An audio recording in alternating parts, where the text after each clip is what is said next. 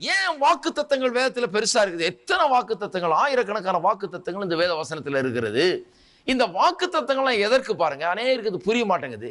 எதுக்கு இந்த வாக்கு தத்தங்கள் எல்லாம் சொன்னா, நாம் என்னவா இருக்க வேணும், நம்முடைய வாழ்க்கை என்னவா இருக்க வேணும், ஆவியில, ஆத்மாவில, சரீரத்துல, குடும்பத்துல, பொருளாதாரத்துல, எல்லா விதத்திலும் நான் எப்படி இருக்க வேணும் என்கிற ஒரு படத்தை எனக்கு உருவாக்கும்படியாக தான் இந்த வாக்கு தத்தம், இல்லைங்களா?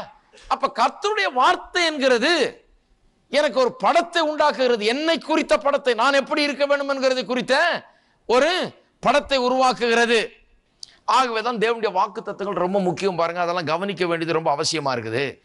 கர்த்தர் ஆபிரகாம்கிட்ட வர்றாரு. ஆபிரகாமுடைய விசுவாசம் எப்படி வேலை செஞ்சேன்னு கொஞ்சம் விளக்கி காண்பிக்கிறேன் பாருங்க. கர்த்தர் ஆபிரகாம்கிட்ட வந்து எப்பேற்பட்ட படங்களை உருவாக்குகிறார் என்று பார்க்க வேணும். ஆதியாகமத்துக்கு திருப்போம். அவர் அவனை வெளியே அழைத்து, நீ வானத்தை அண்ணாந்து பார், நட்சத்திரங்களை எண்ண உன்னால் கூடுமானால் அவைகளை எண்ணு என்று சொல்லி, பின்பு அவனை நோக்கி, உன் சந்ததி இவ்வண்ணமாயிருக்கும். இதை பார்த்துக்க, இப்படிதான் இருக்க போறேன். விசுவாச வாழ்க்கைன்னா காரியங்களை மேற்கொள்ளுகிறது, பிரச்சனைகளை மேற்கொள்ளுகிறது. பிரச்சனை அதுவா? சரி, அண்ணாந்து பாருங்கள்.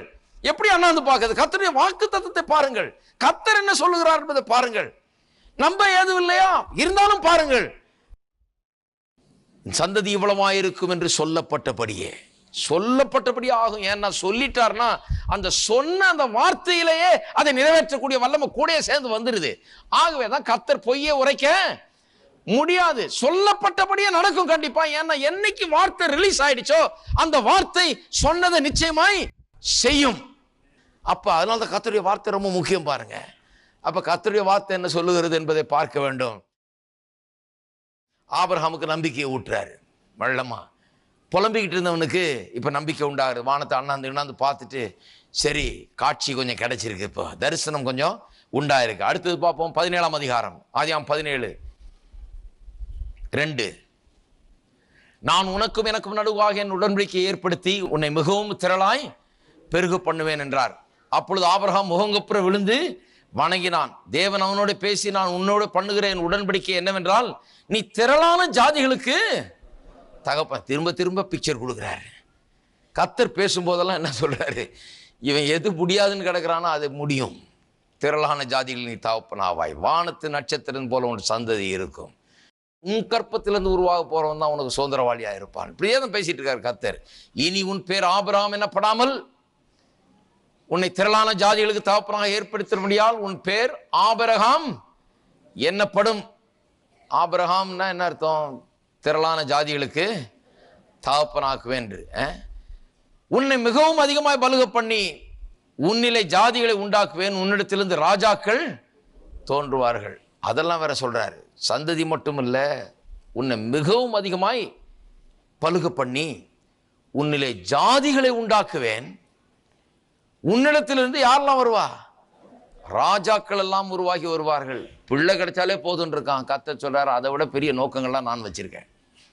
உனக்கு பிள்ளையை மட்டுமில்ல, ஒரு சந்ததியை மட்டுமில்ல, ஜாதிகளை உருவாக்குவேன். அநேக ஜாதிகளுக்கு நீ தகப்பனாவாய், உன்னிலிருந்து ராஜாக்கள் உருவாகுவார்கள் என்று அங்கே கர்த்தர் அவனுக்கு சொல்லுகிறார். பார்ப்போம் 15ஆம் வசனம்.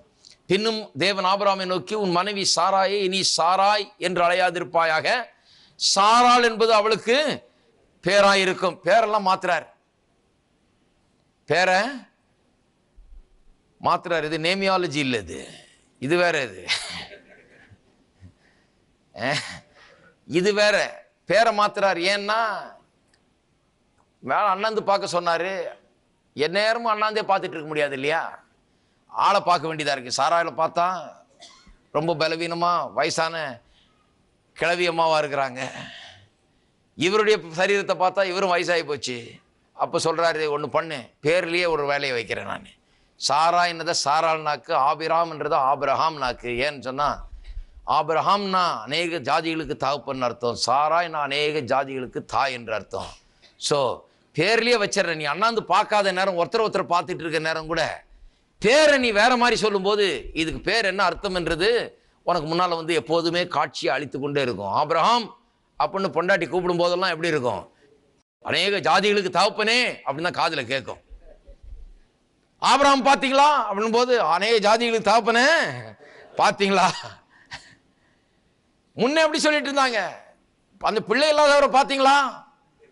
ஒரு பணக்காரர் ஒருத்தர் இருக்கார் பாருங்க, ஆடு மாடு நிறைய வெள்ளி பொண்ணெல்லாம் வச்சுக்கிட்டு, ஆனா குழந்தை இல்லை, பார்த்துருக்கீங்களா அவருன்னுவாங்க. இப்ப நான் அநேக ஜாதிகளுக்கு தகப்பன் ஒருத்தர் இருக்காரமே இங்க தெருமனையில், அவரை பார்த்தீங்களா?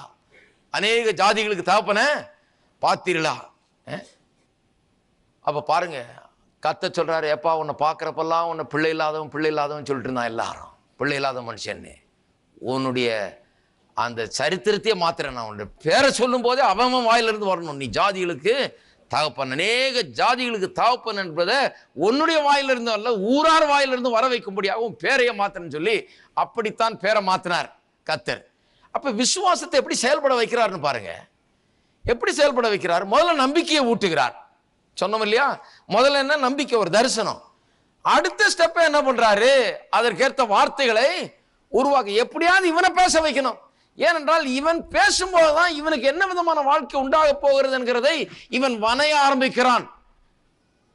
எபிரேயர் 11:3 என்ன சொல்லுகிறது? உலகங்கள் தேவனுடைய வார்த்தையினால் உண்டாக்கப்பட்டதென்றும் காணப்படுகிறவர்கள் எல்லாம் தோன்றப்படுகிறவர்களால் உண்டாக்கப்படவில்லை என்றும் அறிந்திருக்கிறோம் என்று சொல்லப்பட்டிருக்கிறது. அப்ப என்ன அர்த்தம்?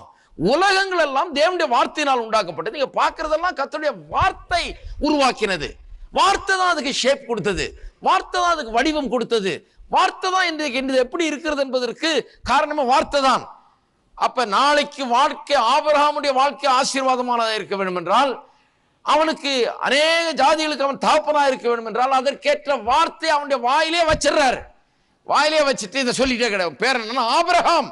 அப்ப உன்னுடைய வார்த்தையினாலேயே நீ வனைய ஆரம்பிக்கிறாய் என்று சொல்லி அவனுக்கு அங்க வைத்து விடுறாரு பாருங்க.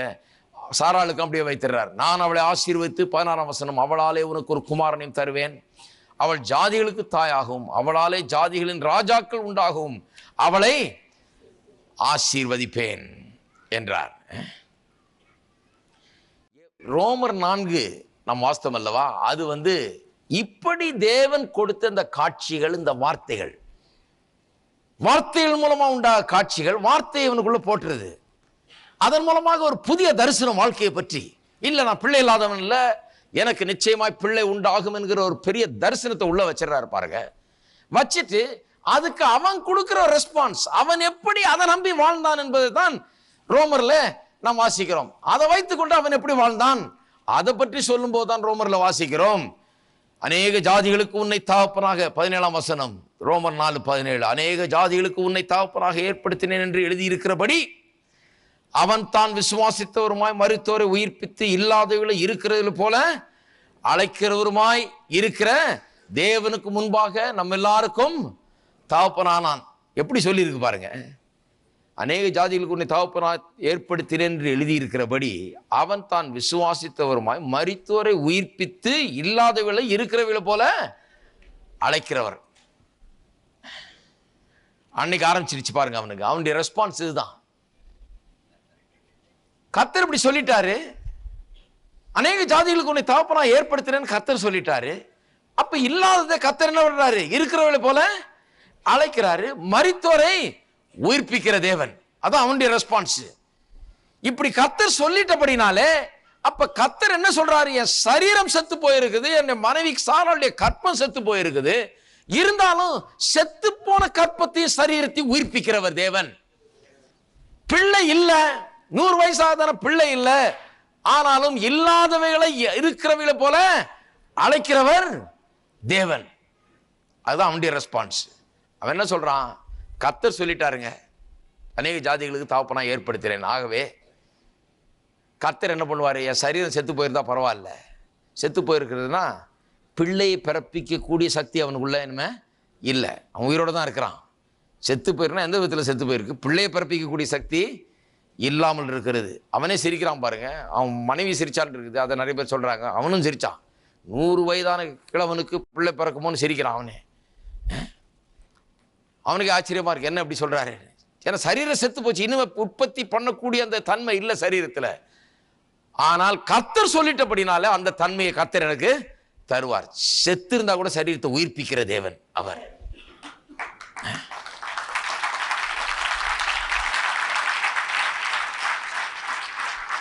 இல்லாத வேலை இருக்கிறவளை போல அழைக்கிறவர். வெளிச்சம் உண்டாகிறவன் அழைச்சப்ப வெளிச்சம் ஒண்ணு இல்லை, ஆனால் இருக்கிறவளை போல அழைத்தவர் தேவன். ஆக அவனுடைய ரெஸ்பான்ஸ் தான். கர்த்தர் சொல்லிட்டாரா, அப்ப செத்து கிடந்தா கூட அந்த சரீரத்தை உயிர்ப்பிக்கக்கூடியவர் அவர். கற்பம் அடைபட்டிருந்தா கூட அதை திறக்கக்கூடியவர். என்னுடைய சரீரம் செத்து போயிருந்தா கூட அதுல சக்தி மறுபடியும் அவர் ஊட்டுகிறவர். ஆகவே சரீரம் செத்து இருக்குது, அதெல்லாம் நான் பார்க்க போகிறது இல்லை என்று சொல்லி அப்படி அவன் ரெஸ்பாண்ட் பண்ணுகிறான் பாருங்க. அதுக்கு தேவன் சொன்ன காரியத்துக்கு இவன் எப்படி அவன் ஈடு கொடுக்கிறான் பார்க்கலாம். 18ஆம் வசனத்தை பார்த்தீர்கள் என்றால் அடுத்தபடி என்ன சொல்றான்? உன் சந்ததி இவ்வளவா இருக்கும் என்று சொல்லப்பட்டபடியே மறுபடியும் அதே தான் பாருங்க. 17ஆம் வசனத்தில் அநேக ஜாதிகளுக்கு தகப்பனா ஏற்படுத்தினேன் என்று எழுதியிருக்கிறபடியால் 18ஆம் வசனத்தில் உன் சந்ததி இவ்வளவா இருக்கும் என்று சொல்லப்பட்ட படியே அதே தான் திருப்பி அவனுடைய அப்ரோச் என்ன? அதுக்கப்புறம் வாழ்க்கையில தரிசனம் வந்துருச்சு. பிள்ளை இல்லாதவனை பார்த்து கர்த்தர் பேசிட்டாரு, பிள்ளை உனக்கு உண்டாகும் என்று சொல்லி. வானத்து நட்சத்திரத்தை போல உண்டாகும்னு சொல்லிட்டாரு.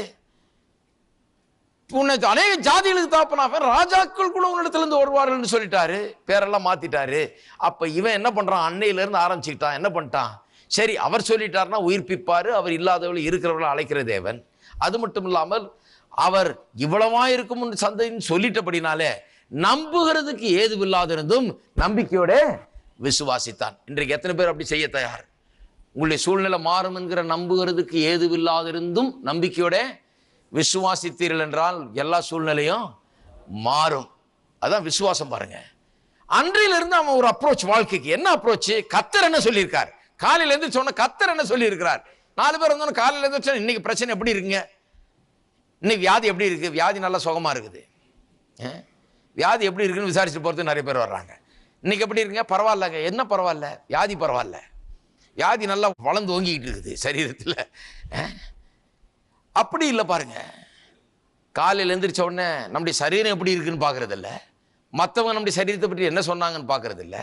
ரிப்போர்ட் என்ன வந்திருக்குதுன்னு பார்க்கறது இல்லை. காலையில் எழுந்திரிச்ச உடனே என்ன பார்க்கறது? கர்த்தர் இப்படி சொல்லி இருக்கிறபடியால், நானே உன் பரிகாரியை கர்த்தர் என்று சொல்லி இருக்கிறபடியால், அவர் தாமே நோய்களை ஏற்றுக்கொண்டேன் வேதனைகளை சுமந்தார் என்று எழுதி இருக்கிறபடியால், நோய்களை எல்லாம் குணமாக்குகிறவர் என்று வேதத்தில் சொல்லி இருக்கிறபடியால், அவருடைய தழும்புகளால் நான் குணமானேன் என்று எழுதி இருக்கிறபடியால், நம்ப எதுவும் இல்லாத இருந்தும் நம்பிக்கையோடு நான் விசுவாசிக்க போகிறேன். இதுதான் அவனுடைய அப்ரோச் பாருங்க. அடுத்தது பாருங்க 19ஆம் வசனம். அவன் விசுவாசத்தில் பலவீனமாய் இருக்கவில்லை. அவன் ஏறக்குறைய 100 வயது உள்ளவனாய் இருக்கும்போது தன் சரீரம் செத்து போனதையும் சாராளுடைய கற்பம் செத்து போனதையும் எண்ணாதிருந்தான். அப்ப என்ன அர்த்தம்? சரீரமும் மனைவியினுடைய கற்பமும் செத்து போயிருக்குது. as good as dead. அப்படியே ஒன்றும் உதவாது, இனிமே பிள்ளை பிறக்கிறதுக்கு வாய்ப்பு இல்லை.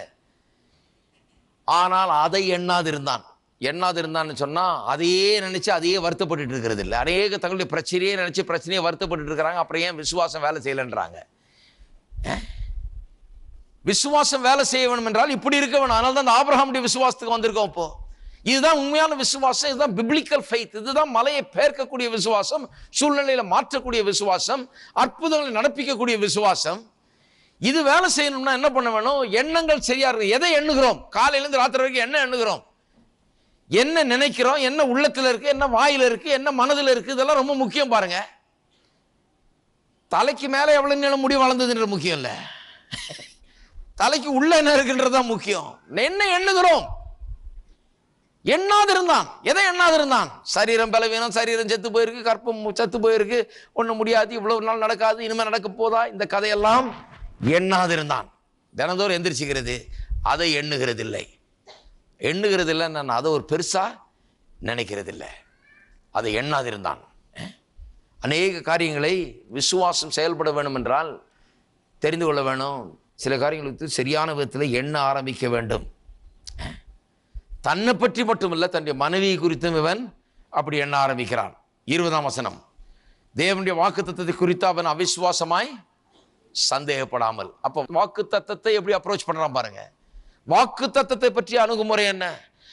தேவனுடைய வாக்குத்தத்தத்தை குறித்து அவிசுவாசமாய் சந்தேகப்படாமல். கர்த்தர் சொல்லிட்டார், நான் அதை சந்தேகிக்க போறதில்லை. கர்த்தருடைய வார்த்தை சொன்னபடியே ஆகும். கர்த்தர் சொன்னதுனால அதன் மேல எனக்கு சந்தேகமே இல்லை. அதான் அவனுடைய அப்ரோச். 21.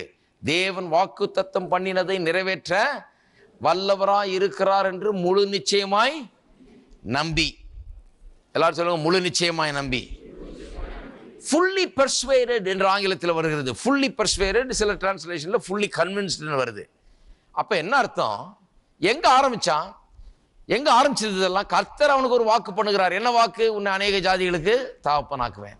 பிள்ளை இல்லைன்னு கதறிட்டு இருந்தவனுக்கு வானத்தின் நட்சத்திரங்களைப் போல உனக்கு சந்ததியை ஏற்படுத்தும். அங்கதான் ஆரம்பிச்சது. அது ஒரு தரிசனத்தை உண்டாக்குச்சு. அந்த தரிசனத்தை உண்டாக்குன பிறகு கர்த்தர் அவனுக்குள்ள வாயிலையும் வார்த்தையை போடுறாரு. ஆபிராம் என்றதை ஆபிரகாம் பார்க்கிறார், சாரா என்றதை சாரால் மாத்துறாரு. ஏன்னா வாயை திறந்து இவன் நான் ஜாதிகளுக்கு தகப்பன்னு திரும்ப திரும்ப சொல்லணும்னு கர்த்தருக்கு விருப்பம். ஏன்னா அப்பதான் விசுவாசம் வேலை செய்யும். இப்படிதான் ஆரம்பிச்சது பாருங்க. முதல்ல ஒரு தரிசனம் உள்ளத்துல நம்பிக்கை வைக்கிறார் கர்த்தர், நீ இப்படி இல்லை அப்படி இருக்க போறேன்றத. பிறகு அதற்கேற்ற வார்த்தைகளை உருவாக்குகிறார். அப்புறம் தான் பாருங்க இப்ப விசுவாசம் வந்துருச்சு. மூணாவது ஸ்டெப்பு விசுவாசம் வந்துருச்சு. விசுவாசம்னா என்ன? முழு நிச்சயமாய் நம்புறது. வாக்குத்தத்தம் பண்ணுவதை நிச்சயமாய் நிறைவேற்றுவார் என்பதை முழு நிச்சயமாய் நம்பி. முதல்ல நம்பினா முழு நிச்சயமா? முதல்ல முழு நிச்சயமாய் நம்பவில்லை. திருப்பவும் பாருங்க, காண்பிக்கிறேன். ஏனென்று சொன்னால் நிறைய பேர் நினைக்கிறாங்க எடுத்த உடனே டப்புன்னு நம்ம விசுவாசத்துல போறோம் முழு நிச்சயமான். கிடையாது. பாருங்க, ஒரு ப்ராசஸ் இது. 17ஆம் அதிகாரத்துக்கு திருப்போம்.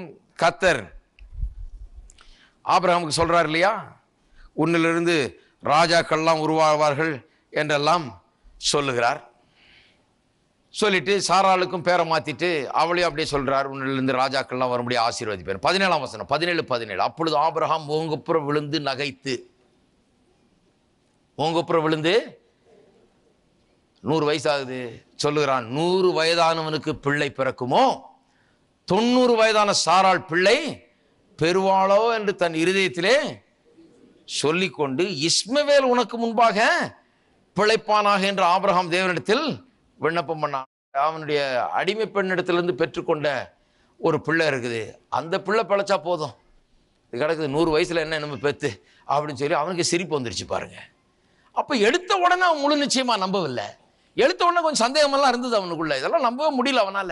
என்ன அப்படி சொல்றாரு? வானத்தின் நட்சத்திரங்கிறாரு, ஏராளம் ஜாதிகளுக்கு தகப்பன்றாரு, ராஜாக்கள்லாம் உருவாகன்றாரு, எப்படின்னு நம்ப முடியாம இருந்தது. ஆனால் அவர் சொன்ன காட்சியை தினந்தோறும் பார்த்து கொண்டிருக்க, அந்த வார்த்தையை தினந்தோறும் பேச பேச ஆபிரகாம் ஆபிரகாம் ஆபிரகாம்னு பேரையே மாத்தி தினந்தோறும் தன்னை ஜாதிகளுக்கு தகப்பன்ற அழைக்க அழைக்க நாளடைவில் என்ன ஆயிடுச்சு? பண்ண பண்ண பண்ண பண்ண போக போக போக என்ன ஆயிடுச்சு?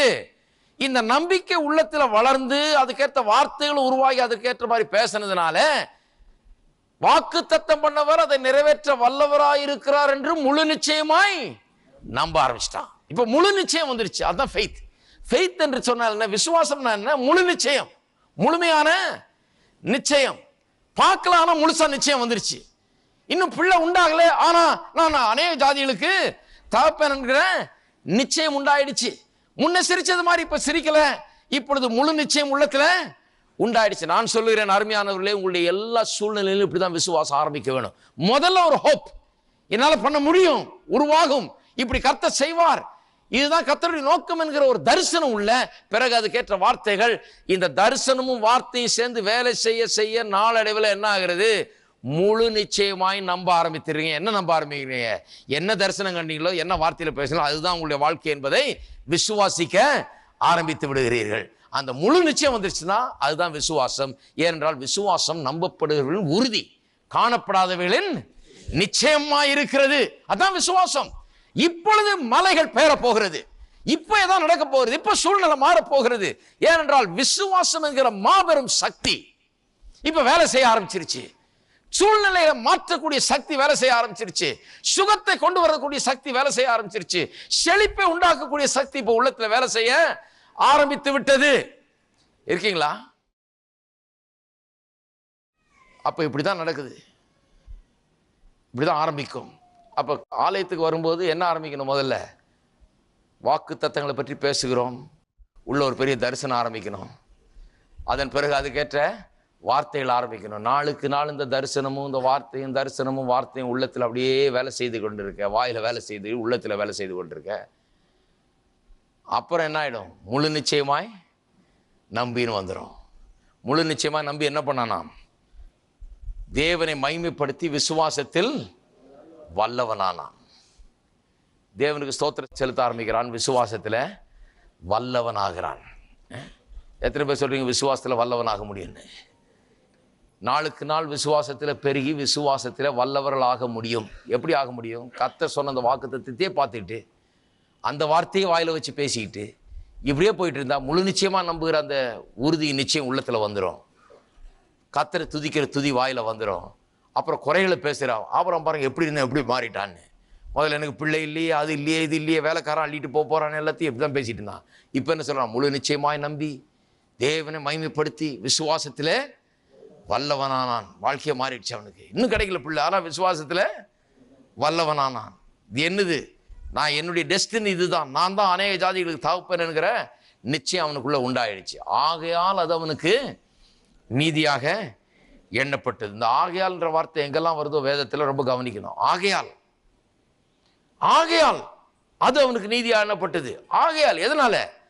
இந்த வார்த்தைகளை எடுத்துக்கொண்டு அந்த வார்த்தையை பார்த்து மற்ற காரியங்களை எண்ணாமல் இந்த வார்த்தையின்படியே கர்த்தர் செய்வார் என்பதை விசுவாசித்து நம்ப ஏதுமில்லாத இருந்த நம்பிக்கையா இருந்து இப்படியே பண்ணிட்டு இருந்ததுனால ஆகையால் அது அவனுக்கு நீதியாக எண்ணப்பட்டது.